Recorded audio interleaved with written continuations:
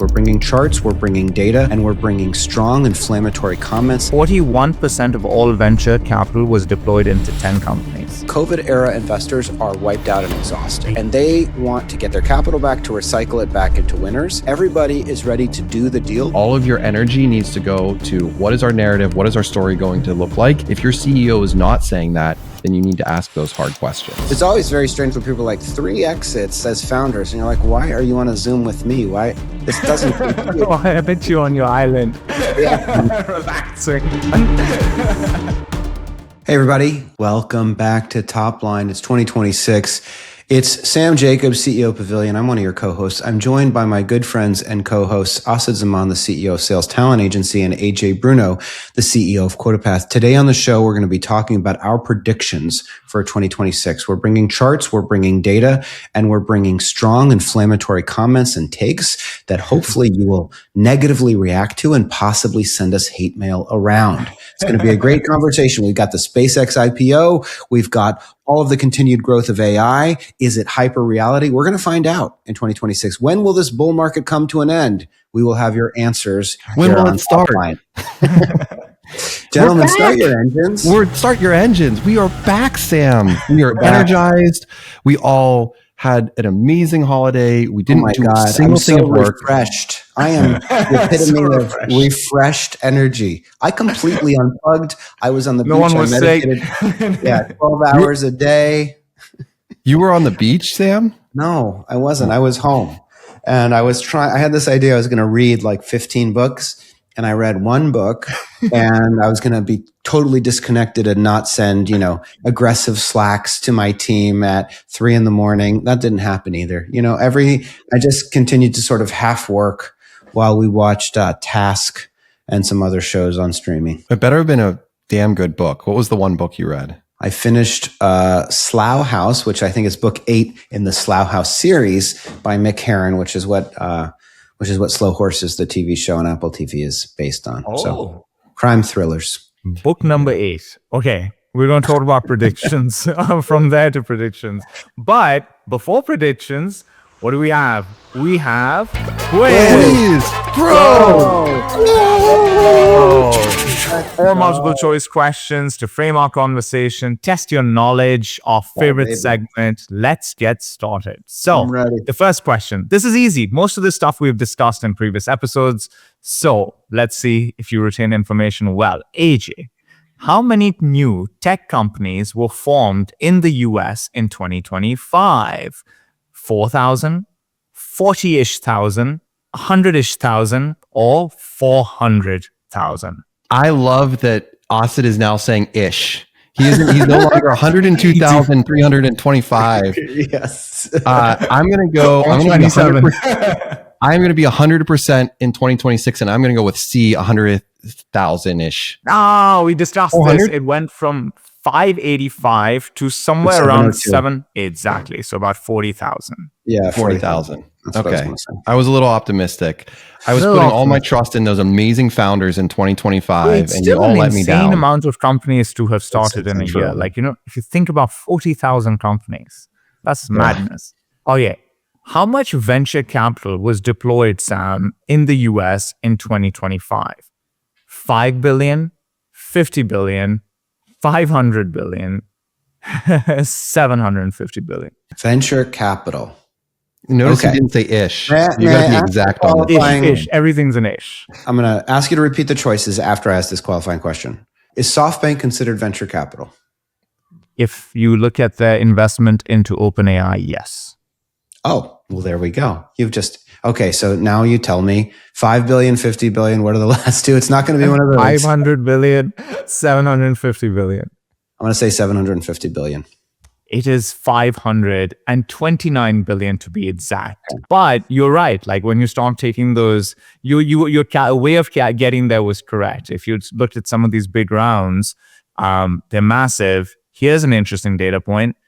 41% of all venture capital was deployed into 10 companies. Oh my Lord. That's what do you think that means? That's a great question. The next question, AJ, is how many US tech companies went public in 2025 There was for a while people were saying the IPO market is shut. There's no liquidity. There was some last year. We know some of the big ones went public, like Figma and whatnot.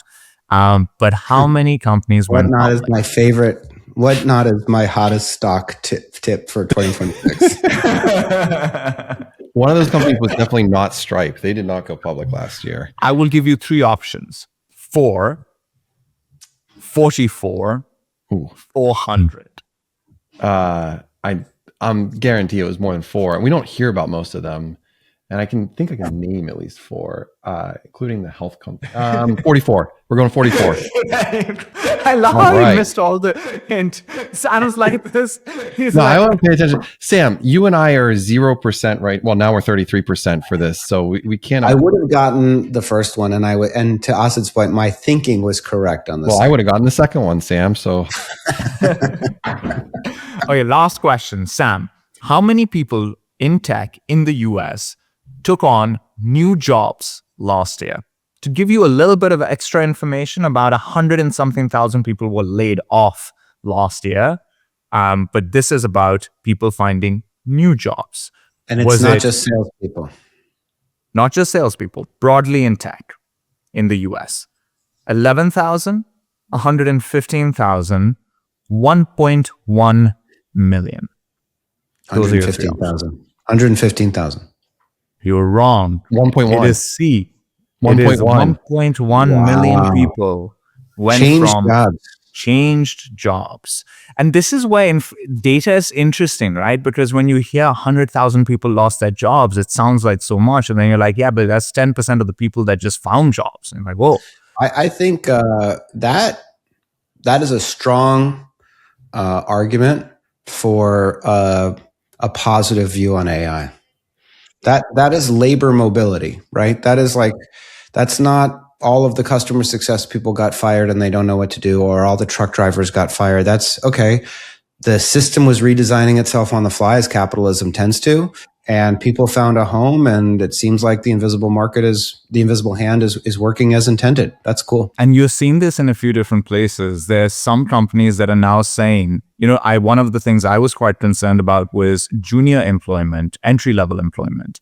And some companies are saying, man, the thing is, these young kids that are coming out of university, they're just so much better at using these AI tools that we actually need them in our organization to be good at using those tools. And so initially it was junior hiring went down, senior hiring went up, and now that's reversing itself. So it's just interesting. It's hard to make these long-term calls. This is just playing out in a very interesting way. Awesome. That said, we're done with Quiz Pro Quo. Sam, great one. Great round of Quiz Pro Quo. Huh? Can we give a shout out to Leonard, who helps us put together Quiz Pro Quo? Leonard. Leonard works hard on this stuff. Yes. Yeah. What's his last name? People should know who he is, Asad. Leonard's last name, there's a Vaughn in there.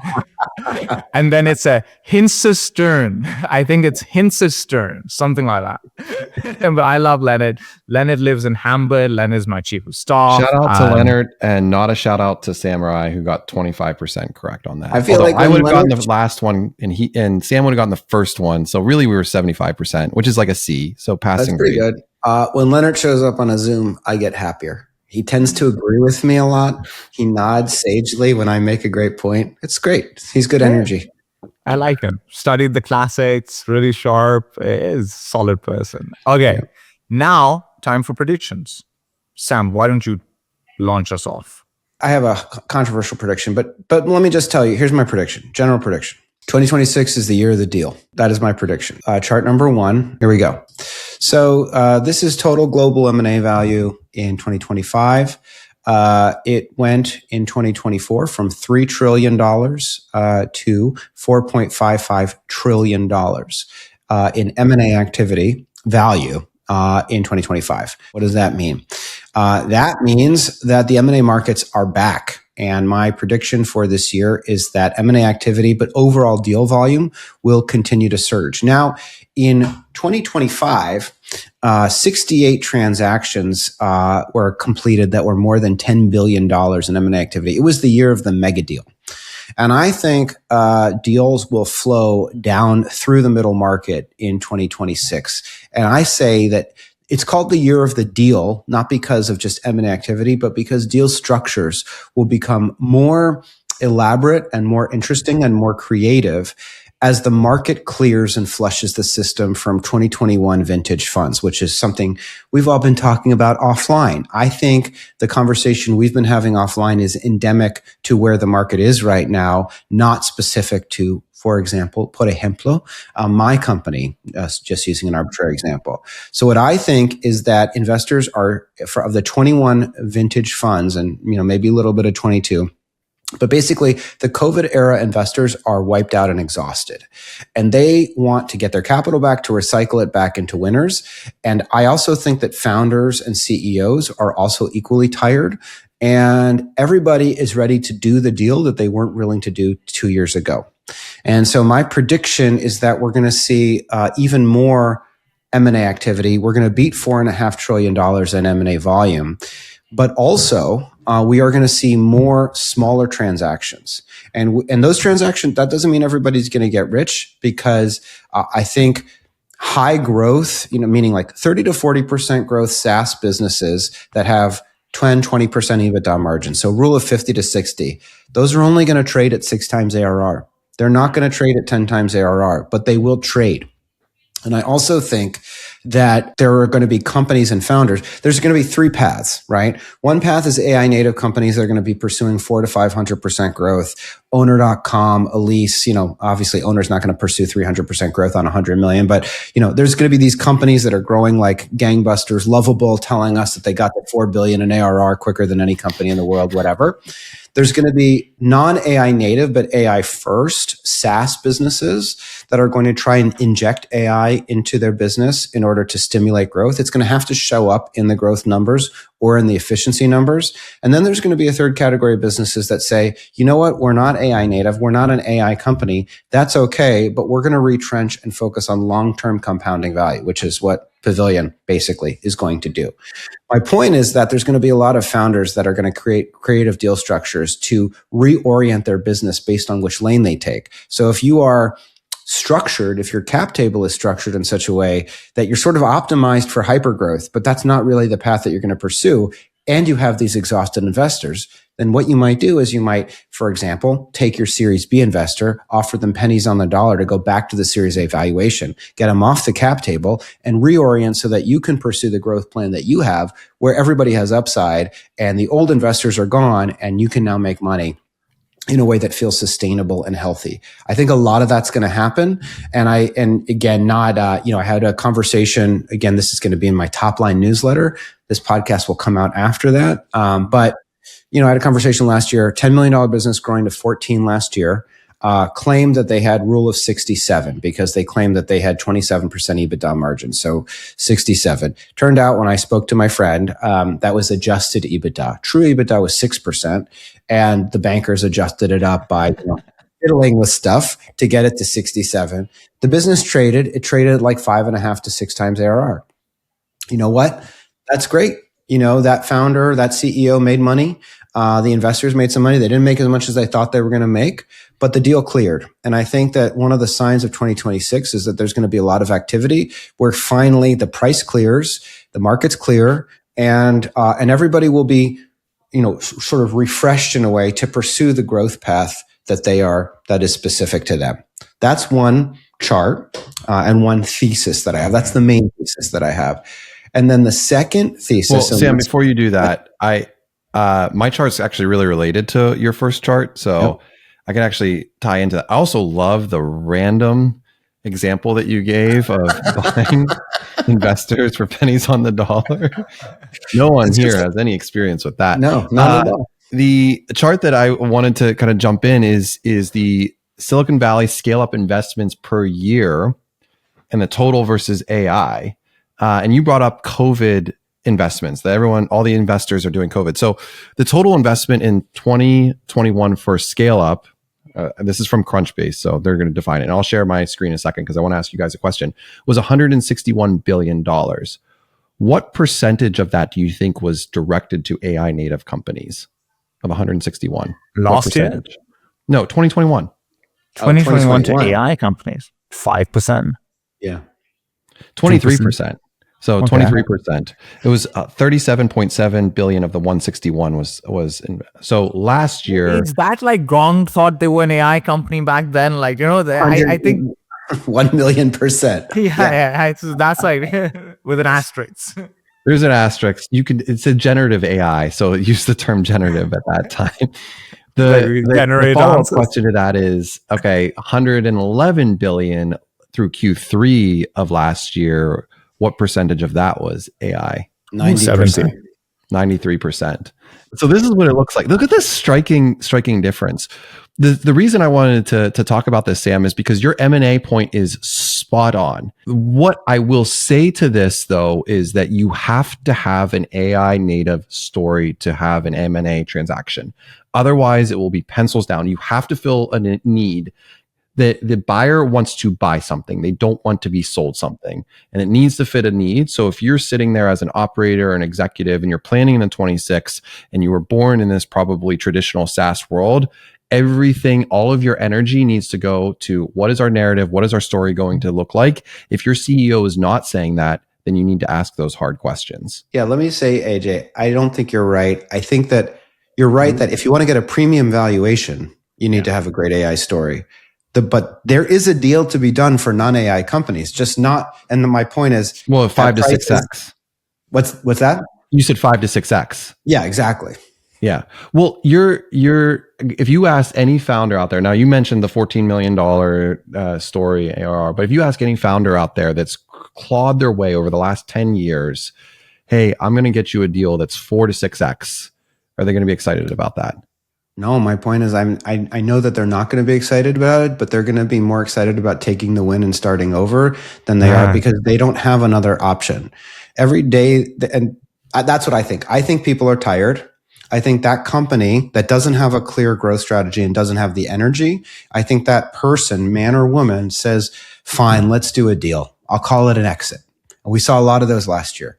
I saw a lot of companies that it was an exit. Sure. Nobody made any money, but at least we can refresh or restart. I think that those deals will happen. I agree with you that people won't be excited about it. I agree with that. But I think the deals will happen because I think people are tired. Well, that tired point is an important part of it. And I don't have any idea of what percentage of founders out there are tired. But if you're a founder and you're looking for an opportunity to re-ingest some inspiration into your team or re-innovate yourself, I guess I should say, then you have a huge opportunity to do so. And it'd be a miss if you didn't. I would think any of those founders that kind of like throw in the towel at this point are going to look back and be like, man, we were at the precipice of something. Firstly, I agree that I think to get a premium valuation, you need an AI story. I also agree that there are deals to be made for those that don't have that type of a story. I just yesterday spoke to a founder who has completed a pretty significant acquisition of a larger competitor and is in late stages for another 3 deals that they're going to do in the first half of this year. And these are all cashless transactions. And it's really interesting because they've captured a lot of customer market share by doing these deals. And those companies were basically in a corner where they were at the point where you can survive like this, but it's not going anywhere. Well, that was going to be my question. Were they running out of cash? Was the competitor running out of cash? There wasn't much to do from here on out. They could have cut their costs down, but there was no path for growth. There was no ability to get more risk capital to invest into growth for those organizations. And so they were stuck. And this company was really sharp with how they structured their deals, how they moved on them. But I think there are a lot of these cashless transactions that are happening where you might not get money up front or might get a little bit of it, but you will get a stake in maybe a better business. And I think there's a lot of those deals that are happening as well. I think the challenge with put your head down and try to reinvent yourself is that boards have so much control with how you spend your money, how you allocate your resources. And these are exhausted boards with negative mindsets. Are they allowing these founders to make the moves they would need to make? And do they have the resources to do it? In some of those cases, the answer is no. They're better off just getting rid of the thing and starting again. Over. So much easier to go away. Let me ask this question to 2 smart people like you guys. So the one the pro on taking pennies on the dollar and just getting something is you can just recycle the funds, find some way out, restart, refresh. The con is that you have to mark down the investment. And if you're in the market trying to raise new funds, then you've got to show that, fund 2 or fund 3 has it's one more thing that points to like 0.2x on, the Florida Teachers Union investing whatever they did into your fund. What do you think's a bigger motivation? The fact that at some point you have to mark the business down significantly and present your DPI or lack thereof to your investors, or just getting the cash back and putting your money and energy into companies that are winning? Hassan, you take that first. I think for a lot of these investors, it is you have to get out of the deals. Like you have to find an exit path, because basically they're sitting on funds that they can't raise the new fund, and hence they won't have management fees to be able to run their firm if they don't raise a new fund. And the LPs are saying, till you sort out the mess of these old funds, we're not giving you new capital. And so they have to find some sort of a solution. And if you go through like a process of elimination, what's the worst solution is to liquidate at a loss and return very little capital, and whoever is invested into that has lost money. But that is still being done with the problem to some extent, then just stick with the investment for too long. I think what's happening is that these companies are selling at a loss some of their assets, which they don't believe that there's a path to make good money on. And they are holding on to the 1 or 2 or 3 firms that they've bought. And I'm talking about PE, a lot of it here. If PE looks at their fund and says, we have 10 companies here, these 3 or 4 we'll never make money on. Let's lose a little bit of money, get capital back, return some capital. Then here 1 or 2 that we can make money on. Let's give it all of our attention in the next year. Let's try to sell this thing for some sort of a return. And if needed to generate that return, let's take the capital that we are generating from these companies where we see no path to upside and recycle it into this one that we think can work. Let's concentrate it there. Let's eat shit for a year. Then we can sell that, and at least we can provide maybe a 1.5x return to our LPs. And that could get you a new fund. If you did a 1.5x on, let's say, a 2020 vintage, you could probably raise more money from there. Yeah, I mean, I only have anecdotal evidence, but like let's just pretend you're a fund manager at a Series B growth equity, and you have a whiteboard and you have all of your companies up there. It doesn't matter. You can anonymize them, and you have their KPIs. Start with retention, because that's the one that everyone's going to look at, and you just stack rank it.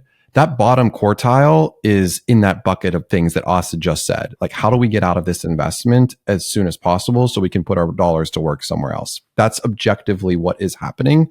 And I, having gone through some level of that in years prior, I like one of my investors, actually I'll say JR literally said, like, AJ, think about it from a fund manager's perspective and going through that exercise and just take all of the emotion out of it. It makes sense. And that allowed me to take a step back and say, like, okay, well, we got to fix this retention issue. This is 2023. So we can climb out of it. But it didn't, once that fund manager had that point of view, there was no way to get out of that. You're kind of circling the drain a little bit, because it always feels like an uphill battle. And as a CEO, it's the worst place to be in. You can continue to make progress and point to the progress, but it is a long slog. And until you get board alignment, you're not going anywhere. And that's what ultimately like sucked and was draining so much that I ended up in the hospital in 2023 because of it. I'm out on the other side of it, but I remind myself daily that this is just an objective exercise that investors are doing, and it allows me to be less emotional about my own business. I have a question for you guys on this. There's a founder you guys know, a friend of mine, who'd raised a seed round, tried to build something, it's not working. And now the decision becomes, what do I do? Do I go back into the market as a professional? Do I start something else? And this person's done some soul searching and says, I want to go be an executive again. Now, what they're thinking about is, do I have to find an exit for this company, some sort of a soft landing?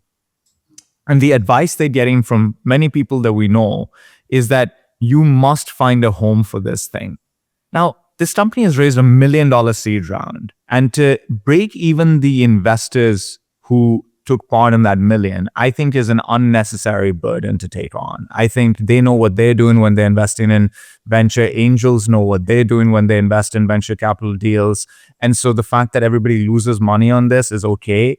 You tried, it didn't work, move on and go find the best executive job you can find. Instead, what this person's been told is find somebody to acquire this company, along with which they will acquire you as an executive. And that TAM of that opportunity is much smaller.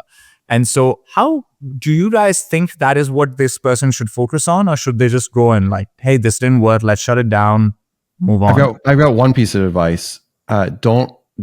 You'll never work for Asad Zaman. He will never hire a former CEO to be your CRO, as he's told me multiple times. AJ, your memory is great. He like holds on to this. I will hold on. I have chips on my shoulder that will last decades, Asad. What would you say to this person? One thing, Asad, you introduced them to me because I actually love this type of conversation. We've all talked to founders that have gone through some semblance of this over the last several years. And I know one founder that was a CEO, was a part of Pavilion. You guys know him. He rolled back his company, didn't find a soft landing, went to work for a much bigger company. And I'm now talking and interviewing him to come work at QuotaPath to help launch our AI product because of his customer facing experience on the sales side and his more product knowledge and PM knowledge on. I'm so curious who this is. I'll tell you guys who your guy is. Once we stop recording, we're gonna. I dropped the name in the chat. My advice was, it doesn't matter. Like, these are grown-ups making grown-up bets. The fact that they don't get their money back is fine. Sam, do you think that's bad advice? No, I don't think it's bad advice. I don't think it matters. Listen, if you're, you to your point about, what is the TAM? Like, if there's is there a company? Is this a big enough space? No, this is like, go do cold outreach to like 8 companies that could potentially care. That they won't care. They don't care. They won't. And so this person's going to just go through this painful experience for what I think doesn't matter. Like, I think it doesn't really matter. Some VC invested 50,000 that they lost. Okay, like, they'll get over it. I think the beauty of venture capital is people shut down companies all the time. They view it as learned experience. I don't think you have to necessarily find an exit. I think it might be helpful. It's a fine story, but I don't think I think people think everybody's more naive than they actually are. I think that a lot of people are like, you can say that you had an exit. It's like, but everybody knows that you didn't make any money. Like, I don't know. Because if you'd made money, you would have said so. That's how that works. The best is putting on your LinkedIn that you raised $50 million of capital, and then you have quote unquote an exit. And I was like, well, what happened with the capital? You didn't return any of it. It's always very strange when people are like 3 exits as founders, and you're like, why are you on a Zoom with me? Why this doesn't? I bet you on your island. Yeah, relaxing. Is your definition of an exit different from my exit? Do you not know how to have fun? Okay. Should I give my prediction, or is there another one you guys have? I have one more. Sam's got one. I skipped predictions. I brought 2 predictions. This is how much the largest cumulative losses before companies turned a profit. This is a famous chart at this point. You can see prior to OpenAI, the largest cumulative loss was Uber, which lost $40 billion, but it lost it over 13 years before turning a profit.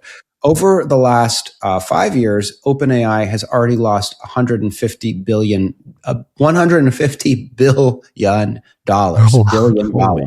That's ridiculous. So here's my, and I feel I love that Anthropic is 2027. Like, they're like, we're forecasting. We got this in the book. Right. So my point is, listen, I'm a believer, right? I'm a believer in AI. I use ChatGPT every day, and I'm happy. I don't think I'd be happy to be wrong, but I still believe in gravity. I do believe in gravity. And when you read about the amount of money that OpenAI is raising, about the $1.4 trillion in commitments that OpenAI has, when you read that there's no more vesting for equity from OpenAI employees, it just doesn't compute. It just doesn't add up. It's still business. It's still business. Now, Asad, I'm happy for you to disagree with me. So I think AI is real. And would I invest in OpenAI? No, I wouldn't. Not at $1 trillion. Whatever the justification is to justify those commitments. Would I invest in Anthropic? Yeah. Maybe I'm boring. What had to happen at Uber for it to become profitable? They had to raise prices. And they starve out the competition against Lyft. What do you think? What else needed to happen? Fire the CEO. They fired Travis. Right. Well, as you recall, my hot take is that OpenAI is a generational company, but it will be restructured and Sam Altman will not be the CEO in 12 months. Do you think that in the next 5 years, OpenAI would be one of the top 5 most valuable public companies in the world? No. After this restructuring, etc. Oh, after this restructuring? Yeah. Possibly. I think they're facing a structural disadvantage to the point of all the money you made on Google last year and might still be making, which is that they don't generate cash. They're competing with Alphabet and with whatchamacallit, with Meta and with companies that make money. Yeah. Like, they don't make money. So every time they need to subsidize these data center buildouts or whatever it may be, they have to borrow, they have to raise. They're constantly raising capital. Everybody's like, something that made me rethink a little bit of this is I've switched I don't use these models all that much. Like I try to really measure my usage of it, but I've been trying to switch around and seeing how much I miss the old one. And so I'm using Google and Anthropic more, OpenAI less, just as an experiment. And you don't miss it all that much. The stickiness of the product is something that if for them to be this great future company, they'll need to solve the stickiness thing. And right now, it feels sticky when you're using it, but once you move to something else, you don't miss it all that much. And so there's not actual built-in stickiness there. And they'll have to solve, if they can solve that problem, because they've got the consumer lead, they've got resources, they've got a lot going for them. If they solve that problem, I think the future is very bright. But so far, that problem is not solved. And that is an interesting question, though. What percentage of usage of ChatGPT do you guys use for personal versus business? 70-30. I will say ChatGPT. ChatGPT was super useful in helping me think about my 2026 personal goals and like how to think about them and how to think about a philosophy for myself.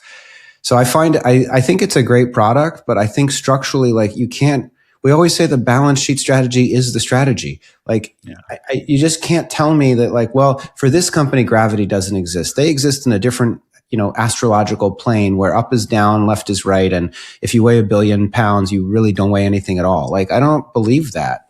The last thing I'll say is, to your point, Asad, when you have other work, well, just putting aside work, other applications, you start to see how Alphabet is manifesting AI naturally in all of their other products. You're writing a presentation. I'm writing this course for Introduction to P&L Fluency for Pavilion. And I drop a bunch of crappy text into a slide in Google Slides. And it just says, tighten this slide up. You click one button, all of a sudden it edits it. You say, beautify the slide. It makes it more beautiful. That's AI as that concept of electricity. That's AI manifesting itself in other products. And I just don't see that OpenAI, they don't have Google Slides. AI mode is also really good. Like I use AI mode a lot. Sherry was like, hey, you underappreciate in AI mode. And she's like at the forefront of all of this somehow. And so I started testing it out. On your phone? Wait, hold on. AI mode where? You just go on the website, google.com, you press AI mode and you deal with it there. For Gemini. But you're not talking Apple's AI mode, because Apple has the Google AI mode that they have built in is fantastic. I much prefer it, actually. Yeah. I thought that was on by default. Isn't that the default mode? Isn't that the default mode for you guys now? I thought it switched to it. No, it does a normal Google search, or you press AI mode and gives you, or when you do a search, it gives you the top AI mode part and then the rest, but you can go click AI mode, go into it, and then everything is just AI mode. It's brilliant. Very good. Okay, we will see. We will talk about this a lot more. Let me tell you guys my prediction, and then we can wrap this up. First off, I knew Asad was going to show up with a Carta chart. I knew it. Just knew it. There you go. Okay. So I have this. What is this showing us? So this slide shows us the amount of early stage venture capital deployed into the market over the last couple of years in terms of total dollars deployed versus how many companies raised money. And Peter Walker shared this in a top line editorial where he said, one of the themes for venture capital in 2025 was concentration, because what this slide shows us is that over the last 3 years, 23, 24, and 25, every year we deployed more capital into the market, but across less companies. And something's changing in the venture game where before they used to feel like no one can really tell which company is going to make it and which is not. So let's just spread our bets out as widely as possible. And now they feel a little bit more confident concentrating those bets into fewer organizations. In fact, 41% of all venture capital was deployed at only 10 companies.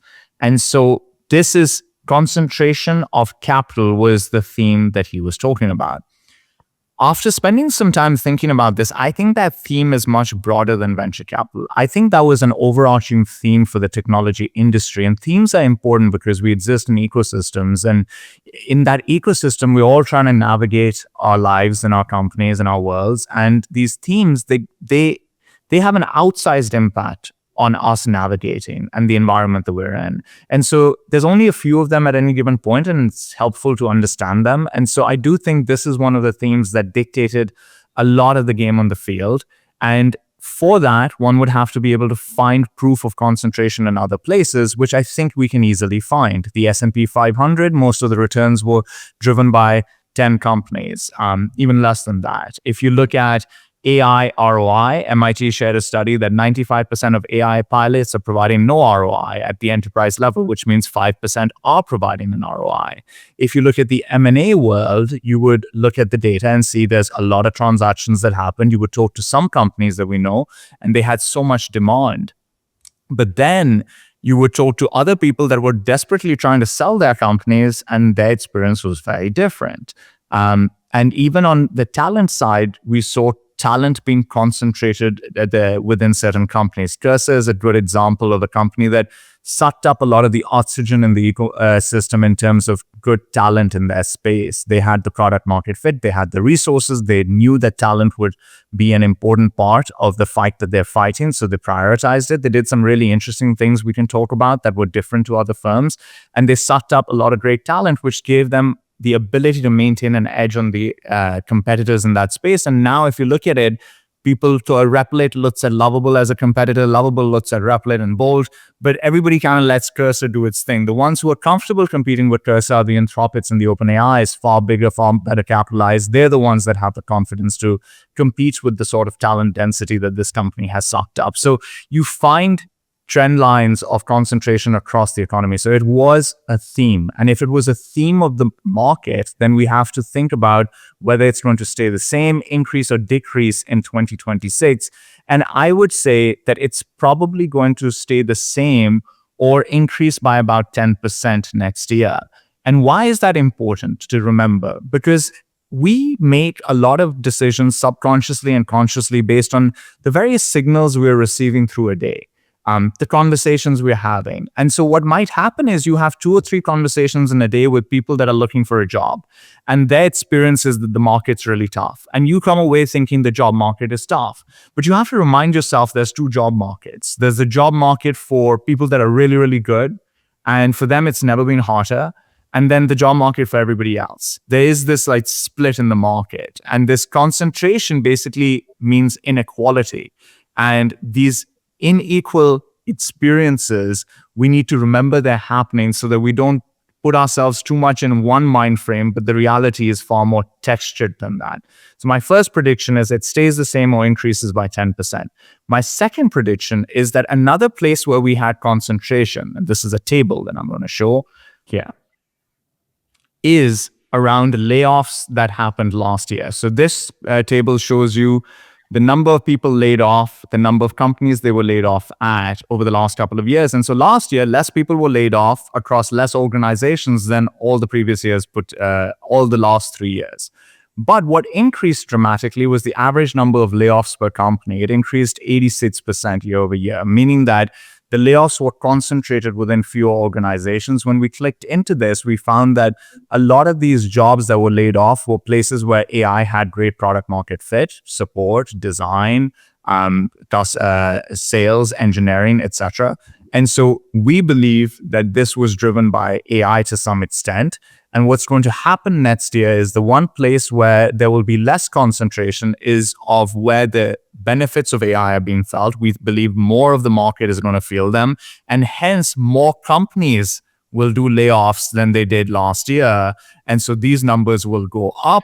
Probably. Do you think that matches? Do you think that matches 2023, Asid? I think it's going to be about 300,000 to 500,000 people laid off. Is our prediction. No, but so you think it's going to be double 2023? And close to double. Yeah, it could double. Yeah, I wouldn't be surprised. Which was the highest? Which was the highest. Yes. Oh wow. So you have a pretty alarmist view on that. That is my prediction. But I also think that there will be. Listen, I have never seen a hotter job market in my career.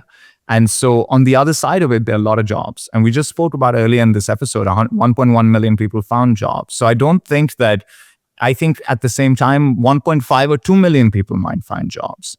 I think it's going to be that sort of a strange market where both things are going to be happening. I guess that's confusing to me, because what gives you the confidence that you're going to double the number of job switches from last year, that given the momentum and just the voice of the market right now is so negative to that? Contrarian. That's a very contrarian view. I think if you look at the companies, every company, when they get the benefit from AI and can cut staff, will cut staff. So it just comes down to, like, do you think more people will figure out how to get support to be done by AI? And more people will figure out, it takes time. Very small portion of the enterprise was able to get anything out of their AI experiments this year. Okay, let me ask it a different way. Are you saying the companies that made these cuts, the bigger companies that made these cuts, are going to be the ones that are going to be hiring, or are these brand new companies? The hiring will be across the board, but driven heavily by the early and growth stage of the market. That's an interesting take. I disagree with that. I would disagree with that, because if you're saying earlier stage and they're bringing on these investors and these institutional investors, what I've heard in the market is the opposite of that they're pushing heavily to be much more effective with AI and not hire at all. Yeah, but it still comes to a lot of hiring. Like, if you still look at all these companies, they're hiring so many people. It's just that as a percent, as compared to in the past for where they are, they're hiring less people than before. So let's say if you look at $100 million in ARR, example, a friend of ours joined one of the top AI companies. This company has 150 million in ARR, 30 salespeople. In the past, that company would have had 60 or 70 or 80 or 90 salespeople. That's the difference. But they still can't hire salespeople as quickly as they need to hire people. There's still that they've got a bunch of open roles. They're aggressively trying to hire. They're getting all the support they can get. So it's confusing, right? Like less than before, but still aggressively hiring. Sam's just sitting there. He's pondering. Sam is in his pondering state. I'm sorry for not paying attention. What is the central debate here?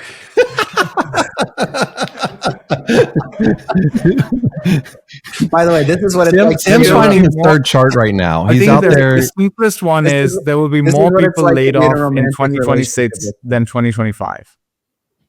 There will be more hiring or less hiring?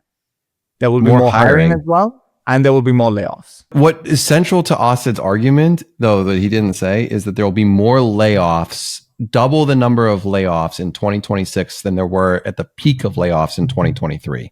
That's what he said. That's not true. Sam joining the conversation. Why do you think that's not the case? So in 2023, there were 264,000 people laid off across 1,000 companies. Last year, there was 100,000. AJ was the one that predicted 1 million layoffs this year. Yeah. He just readjusted. I know, but it's to the start of the year. I can change. Look, I can be right. One of my predictions will be right, Sam. And all right. 220,000 layoffs in the peak of 2023. Is that right? 2023 was 260,000. 2025 was 112,000. In 2023, 1,100 companies laid people off, or an average of 221 people per company. In 2025, only 218 companies did layoffs for an average of 517 people laid off per organization. Our premise is that, or at least mine, is that the number of companies doing layoffs will increase. I agree with but that. Average will not come down all that much either. We believe that more companies that are upper mid-market and enterprise companies will start learning how to get benefits from AI. And when they get those benefits, will cut. And so if a larger percent of companies receive those AI benefits and start cutting, these numbers will jump up quite dramatically. That doesn't mean there won't be jobs for those people to reskill and go into. I'm not saying that this is high unemployment and no demand. I'm saying this is a really strange type of talent market that we haven't seen before, where demand for talent and layoffs are high at the same time, which is probably the first time. I didn't disagree with the layoff part, but I disagreed with the demand, because what Austin was also saying is that there's going to be double the number of job creations as last year. Oh, no. I'm not saying double. I'm saying if it was 1.1 million, it'll go up to 1.5 or stay around 1.1. But that is a lot of demand. I think demand in the market will be high. At the same time, layoffs will be high too. Okay, I'm back to agreeing with Austin. And on that note, this has been a great episode. By the way, I said this is what it's like being in a romantic relationship with me. Yeah, I'm sure it's just a ball of fun. It's just great. I already told you that. No, you didn't. Yes, I did. Okay, you did. You're right. That all tracks to me. What I was going to say is that the companies that have done the big layoffs just already did the big layoffs. But I think there's credibility to say those were the leaders. And then there's a whole tranche of companies that are next in line that are going to figure it out. And yeah, like Meta might be first, or Amazon might be first. But then there's going to be thousands of other companies that are not $1 trillion valuations, but are $3 billion valuations. And, and they are going to figure out how to do it. That makes sense to me. That is our episode then, guys. One more episode. Okay. Well, can we do shout outs and wows? Can we bring that back? Let's do your shout outs, AJ. Let's do your shout outs. Who are you shouting out? Do you want to shout somebody out? Yeah. See, I'm going to shout you guys out. I haven't shouted you out for a while, and I need to shout you out. And I said it during this episode because I had a really, really nice break, and I will talk about that quickly, which that break included taking my daughter, one-on-one time with my daughter, to California, driving the PCH in a red Mustang convertible. Let's go. With our top down, with 50-degree weather, and it was amazing. And my daughter lost her phone in the Pacific Ocean on day 2, but whatever. We went to the mystery spot, which was a really cool spot that has this like weird situation where the building is tilted and you think you're standing up straight, but you're not. We also went to the Winchester House, who was this crazy old lady, widow, 40 years of nonstop building of a house in San Jose. Tide Pools, Monterey Museum, and it was awesome. That's my one-on-one time. But my shout out goes to you guys because I had a break and I was thinking about it. I was doing my goals for 2026 and reflecting, and I've become a much better human being because of you guys. I'm clear in speaking, and I really feel up to date on current events, certainly in tech. And while we've been doing this for 3.5 years, almost 4 years, guys, do you realize this? Really? Shit. We're coming up on year 4. Isn't that crazy? Oh, really? I thought we started in 2022. 2022. Yeah. We're coming up on year 4. Oh, yeah, wow. Math. And why are we more famous? This isn't working. It took Required and Founders like 9 years each. To 9 years. So we're almost at the like hump, where our inflection point. But I definitely really appreciate the relationship and the conversation and the deep thoughtfulness every week. So thank you to you guys. I love you. And I actually felt less sharp when we weren't doing it. So I agree with the premise there. Keeps us very sharp. Yeah. Sam, you have somebody to shout out? Well, how can I not reciprocate? Shout out to you both. You guys challenge me. You inspire me. You're great business people, great friends. The text thread that we had today really helped. And your enthusiasm, especially Asad, hey, this will be easy. That's a great things that aren't true, but feel great to hear,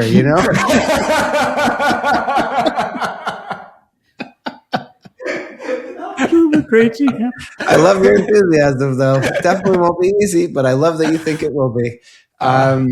It's great, and I'm excited. I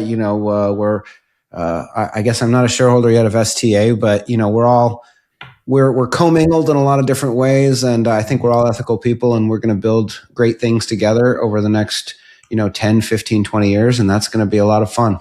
So compounding is this beautiful thing. Like you just never realize like the power of compounding relationships and things and all this stuff. Like I was doing this calculation over the break, and I was like, if a person puts at the age of close to even 40, starts putting $300,000 a year and compounds at market rate, get to like 50, 60 million by the time you're 60. If you can beat the market a little bit. And so compounding is a really powerful thing to be able to experience. And I think we are all experiencing it together. So right back to both of you. I would also shout out our wonderful team that has helped us in the last year, Neil and Kyla and Leonard. And they've made this all that much more fun, and we will have a great year together. Amazing. Another great episode of Top Line. If you wouldn't mind, dear listener, could you smash the subscribe button on YouTube? We need a few more. And if you haven't given us 5 stars wherever you get your podcast, please do that. And then just tell a friend about it. Say, I was listening to this great show. You should really listen. It's called Top Line.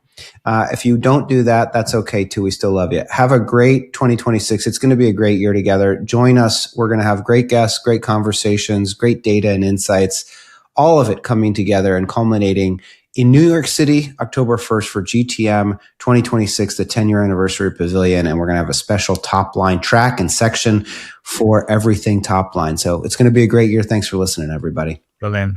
Bye, everyone. Bye, everybody.